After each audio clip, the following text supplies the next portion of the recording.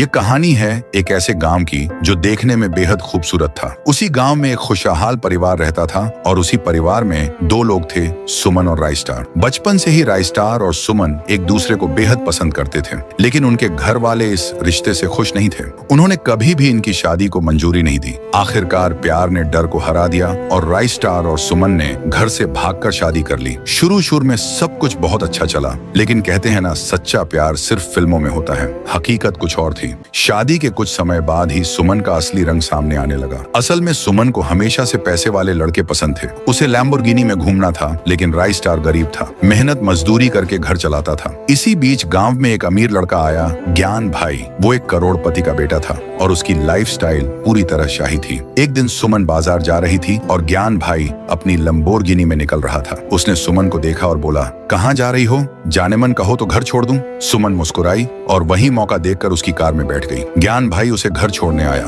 लेकिन तभी राइस्टार सामने से आया और बोला, ये कौन है? सुमन झूठ बोलती है, ये मेरा कॉलेज का भाई है। बहुत समय बाद मिला तो घर तक छोड़ने आ गया। राइस्टार थोड़ा परेशान तो होता है, मगर उसे सुमन पर भरोसा था। मगर सुमन उस भरोसे को तोड़ने का प्लान बना रही थी। अगले दिन जब राइस्टार घर से कहीं चला गया, सुमन ने ज्ञान भाई को बुलाया और कहा, जल्दी आओ, मेरा पति घर पर नहीं है। ज्ञान भाई घर आता है और सुमन से कहता है, उस गरीब राइस्टार को छोड़ क्यों नहीं देती? सुमन कहती है, छोड़ तो दूंगी, लेकिन मुझसे शादी कौन करेगा? ज्ञान भाई हंसकर कहता है, मैं हूं ना। तभी राइस्टार वहां पहुंच जाता है और गुस्से में चिल्लाता है, ये क्या हो रहा है? वो ज्ञान भाई को घर से निकाल देता है और सुमन से कहता है, तुमने मुझे धोखा क्यों दिया? सुमन रोते हुए माफी मांगती है। राइस्टार जो अब भी उससे प्यार करता था, एक आखिरी मौका देता है, मगर यह धोखे की सिर्फ शुरुआत थी। अगले दिन सुमन ज्ञान भाई से मिलती है और कहती है, हमें राइस्टार से पीछा छुड़ाना होगा। ज्ञान भाई जवाब देता है, ठीक है, कल इसकी कहानी खत्म कर देते हैं। अगले दिन ज्ञान भाई और सुमन राइस्टार के घर आते हैं। राइस्टार अपने कमरे में सो रहा होता है। ज्ञान भाई घर में धुआं फेंक देता है। सब कुछ तबाह हो जाता है। कुछ देर बाद धुआं हटता है और राइस्टार कमरे में नहीं होता। जैसे ही सुमन बाहर निकलती है, वो देखती है राइस्टार और ज्ञान भाई दोनों उसके पीछे खड़े हैं। राइस्टार कहता है,